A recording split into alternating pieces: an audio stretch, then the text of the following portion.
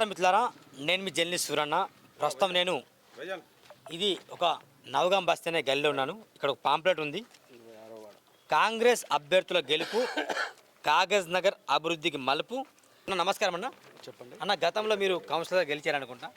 So ఈ గతంలో గెలిచినప్పుడు మీరు ఏం చేశారో చెప్తే ఇప్పుడు మీరు ఎందుకు పోటీ చేస్తుంటే అడగాల్సిన అవసరం ఉంటుంది. గతంలో మీరు గెలిచినప్పుడు ఏం చేశారన్న? 2005లో నేను పోటీ చేసి కాంగ్రెస్ పార్టీ నుంచి అప్పుడు 19వ వార్డు ఉండే. అంటే అప్పుడు కూడా కాంగ్రెస్ పార్టీనా? అవునవును, ఇప్పుడు కాంగ్రెస్. ఇప్పుడు కాంగ్రెస్. అంటే పార్టీలు మారలే? పార్టీలు మారలేదు. అంటే పూటకు పార్టీలు మారుతారు చాలా మంది. అంటే లేదు, మారలేదు. ఆల్రెడీ నేను 2000నే ఫస్ట్ కాంగ్రెస్ పార్టీ నుంచి పోటీ చేసిన. అప్పుడు 6 ఓట్లతో ఓడిపోయినా 2000లో. దాని తర్వాత 2005లో మళ్ళీ కాంగ్రెస్ పార్టీ నుంచి 19వ వార్డు అప్పుడు ఉండే. అది కూడా పక్కా వార్డు, ఈ వార్డు కాదు. మళ్ళీ అప్పుడు నేను పోటీ చేసినప్పుడు అక్కడ మంచి మెజార్టీతో నన్ను ప్రజలు గెలిపించారు. వాళ్ళకు నేను చేసిన సేవలు, వాళ్ళు మరవలేని సేవలు నేను చేసిన. ఏమేమి అంటే గతంలో ఇంద్రమ్మ ఇంటి స్థలాలు దాదాపు చారిగాంలో 270 పట్టాలు ఇచ్చిన.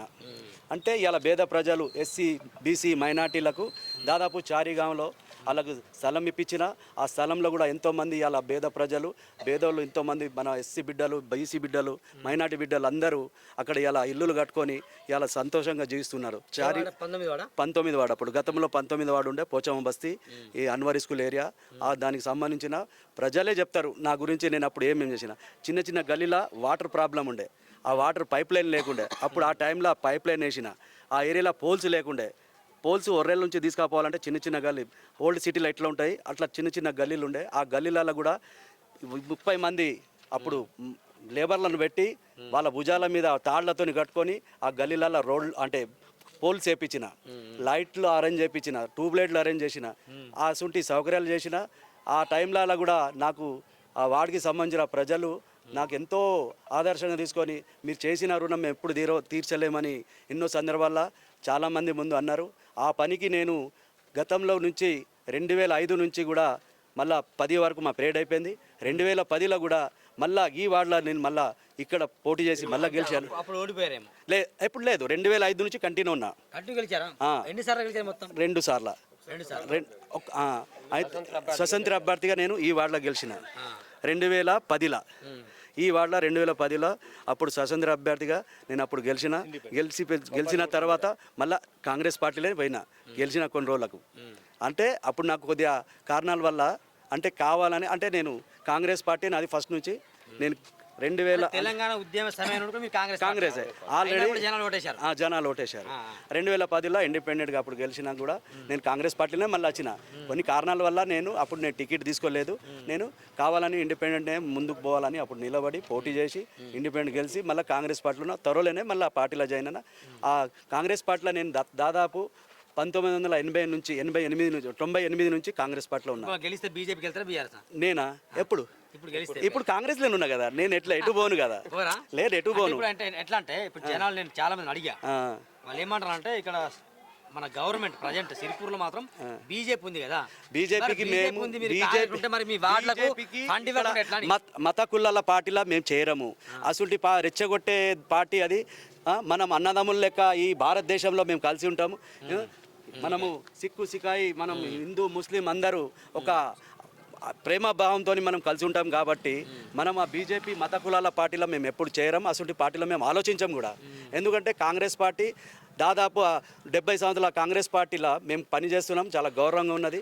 ఇవాళ మేము దండెట్టెల నాయకత్వంలో ఇవాళ ఉన్నామంటే చాలా సంతోషంగా గడుపుతున్నాం. ఇవాళ ముఖ్యమంత్రి రేవంత్ రెడ్డి అన్న గారు ఇవాళ 2 సంవత్సరాల్లో చేయలేని పనులు చేశారు. ఇందిరమ్మ ఇల్లులు కానివ్వండి, బస్సు ఫ్రీ కానివ్వండి, మన సన్న బియ్యం కానివ్వండి, మన గ్యాస్ 500 గ్యాస్ కానివ్వండి, ప్రతి ఒక్క సంస్థలో ఉచిత కరెంటు కానివ్వండి, ఇప్పుడు కొత్త రేషన్ కార్డులు కూడా లేని వాళ్ళకు రేషన్ కార్డులు కానివ్వండి, అసలు ఎన్నో సంక్షేమ పథకాలు ఇలా మనకు ప్రభుత్వం వచ్చిన, కాంగ్రెస్ ప్రభుత్వం వచ్చినాక చాలా అంటే చాలా పేద ప్రజలకు లాభం జరిగింది.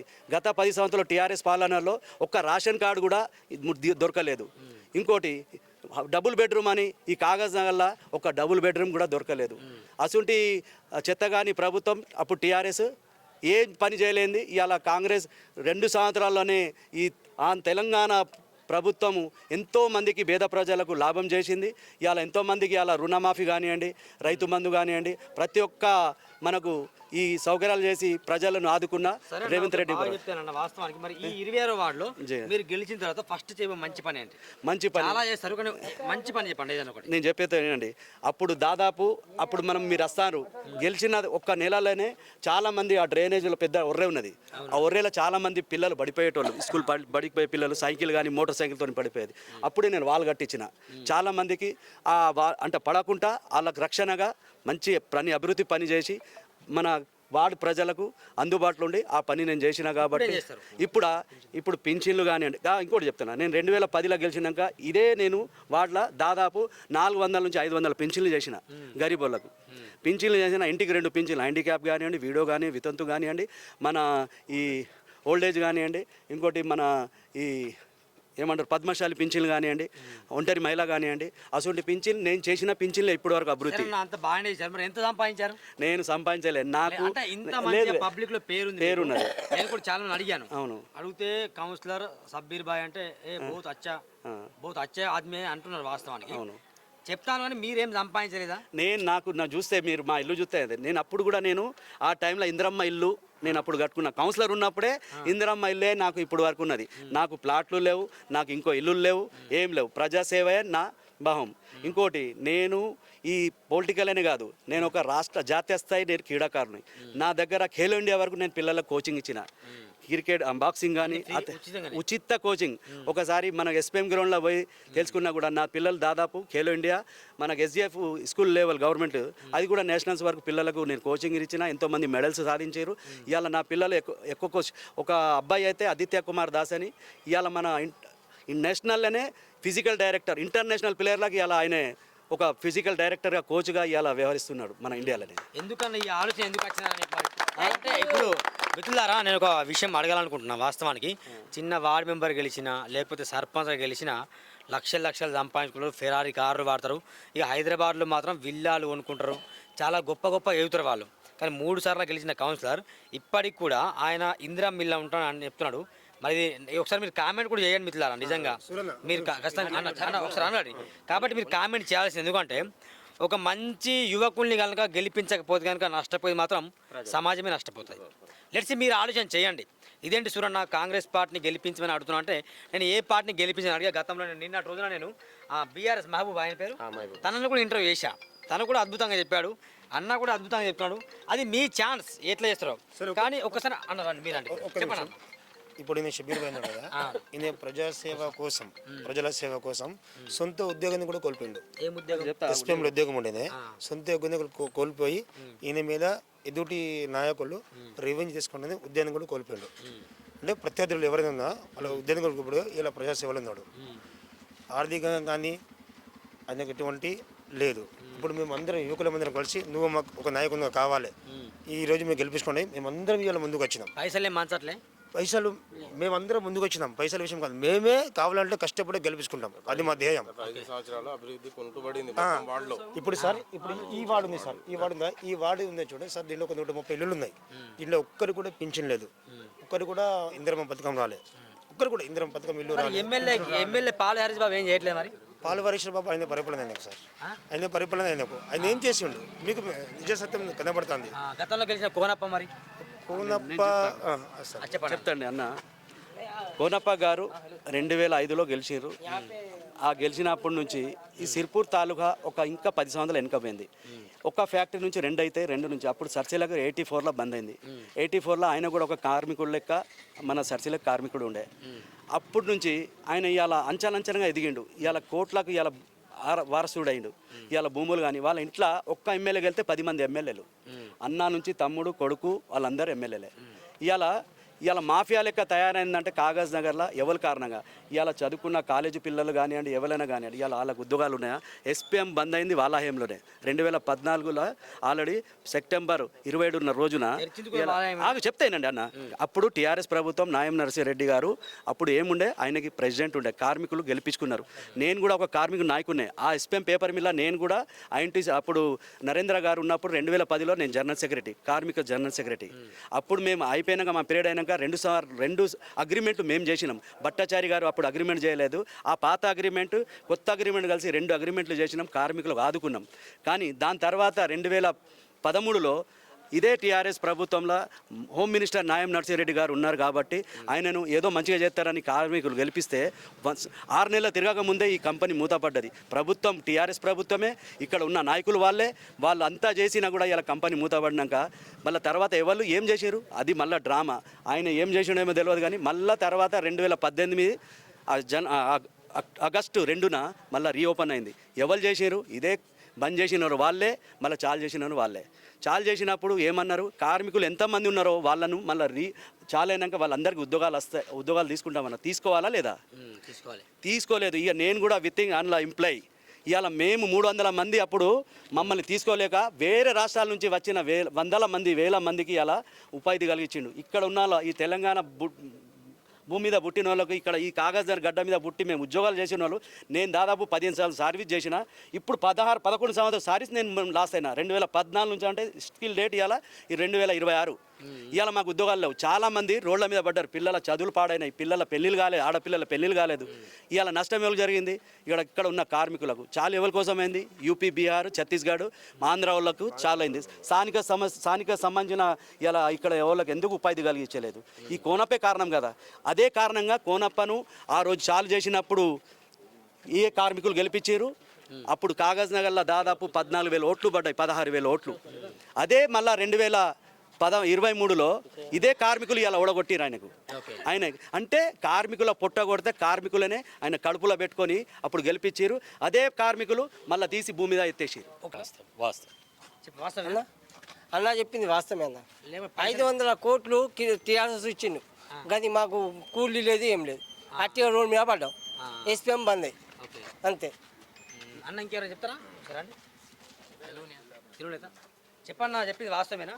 అన్న ఏమేమి కార్యక్రమాలు చేశారు ఈ గాలిలో?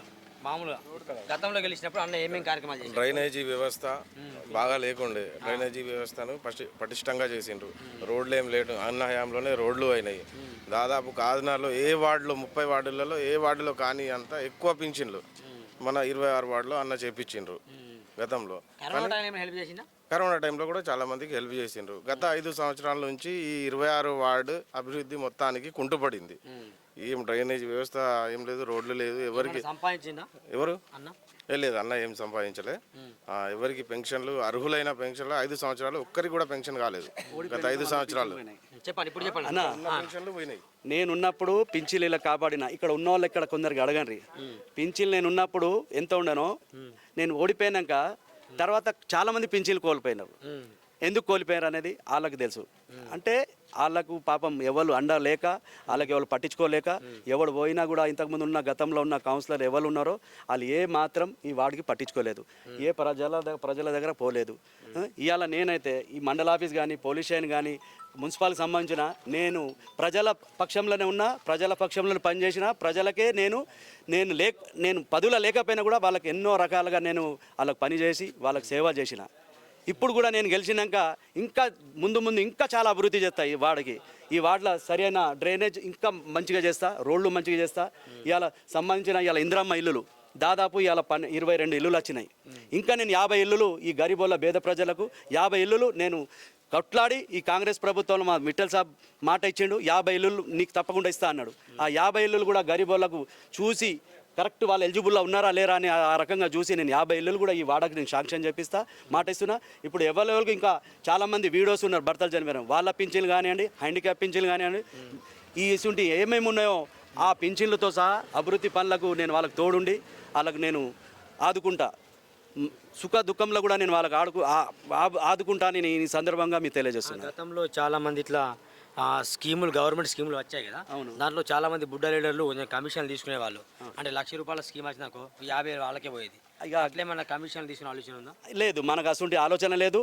వాళ్ళకు మేము సొంత ఫామ్స్ కానీ ఏదైనా నింపి మా సొంత పైసలతోని వాళ్ళకు చేసి అన్ని రకాలుగా ఆన్లైన్ చేసి అప్లై చేసి వాళ్ళకి వచ్చే రకంగా నేను ఆదుకుంటానని ఈ సందర్భంగా తెలియజేస్తున్నాను. ఫైనల్గా ఓటుకు ఇప్పుడు ఓటుకు ఇట్లా అర్ధరాత్రి నేను 2 రోజులు వేరుంటాయి ప్రచారం, అవును, రేపనంగా వేరుంటాయి. అసలు ఇదేం లేదు, పంచుతారా? లేదు లేదు, నేను పచ్చగుంట గెలిపిస్తాం షబ్బీర్ని. జై కాంగ్రెస్. ఎన్ని ఓట్లు అన్న? మొత్తం ఎన్ని ఓట్లు ఉన్నాయి? 1722. మీ పార్టీకి ఎన్ని వస్తాయి? మా పార్టీగా దాదాపు 900 నుంచి 800 50 ఓట్లు వస్తాయి మంచి మెజారిటీ మెజారిటీతోనే వస్తాయి ఖచ్చితంగా ఖచ్చితంగా పక్కా వీడియో ఉంటుంది రికార్డ్ వీడు 100% పక్కా 100% మేము పక్కా గెలుస్తాము. సరే ఫైనల్ క్వశ్చన్ ఈ 30 వార్డులలో బీఆర్ఎస్ పార్టీకి కాంగ్రెస్ పార్టీకి బీజేపీకి ఎన్ని వచ్చే అవకాశాలు ఉంటాయి అది మాది చెప్తాది. ఆల్రెడీ ఇప్పుడు ఇక్కడ మీ ఆలోచన గతంలో చేసిన ఇంతకుముందు ఉన్న కౌన్సిలర్ ఈ వార్డుకి ఏం అభివృద్ధి చేయలేదు, ఏం చేయలేదు. ఆయన ఏ రకంగా అందరి దగ్గర ఏం చేసిండు అనేది ప్రజలే చెప్తారు, నేను చెప్పే అవసరం లేదు. ఇలా ప్రజల ముందు పోయి మాట్లాడేది చేసేది అంతా ఏం లేదు. ఇలా ఈ వార్డుకి ప్రజలు ఇప్పుడు నన్నే కోరుకుంటారు కాబట్టి 100% మీరే రావాలి, మీరే మా గతంలో చేసిర్రు పని, అభివృద్ధి చేసిర్రు, వాడికి అభివృద్ధి చేపించే బాటలో తీసుకుపోయారు. మీ అసుంటలో ఉండాలి. రేపు జరగబోయే ఎన్నికల్లో కూడా నీకే మేము ఓటేసి గెలిపిస్తామని వాళ్ళు చెప్పారు. ఇదండి మిత్రులారా మన షబ్బీర్ అన్నతో సూరణ టీవీ చేసిన చిట్ చాట్. వాస్తవం చూడండి. మరి గతంలో కూడా మేము ఆయన 26 వారు నిలబడ్డ బీఆర్ఎస్ అభ్యర్థి ఇంటర్వ్యూ చేస్తే తను కూడా ఖచ్చితంగా నాకు మంచి మెజారిటీ వస్తుందని చెప్పారు. కాంగ్రెస్ అభ్యర్థి కూడా లేదు ఖచ్చితంగా 850 నుండి 950 వరకు నాకు ఓట్లు పడతాయని చెప్పారు. గతంలో ఎట్లయితే పరిపాలన చేశాను గెలిచిన తర్వాత కూడా అట్నే పరిపాలన చేస్తూ ఉంటున్నాడు. Choice is yours. ఓటు వేయాలను అనే డబ్బులు అయితే పంచలాట. మరి ఖచ్చితంగా గెలిపిస్తామని జనాలే అంటాను. లెట్స్ చూద్దాం మిత్రులారా, గెలుస్తాడా గెలవడా, ప్రజాక్షేత్రం ఉంటాడా లేదా అనేది నెక్స్ట్ వీడియో సూరణ టీవీ ఆధ్వర్యంలో మళ్ళీ రాబోతుంది. చూడండి Surana TV. Thank you very much. Bye bye.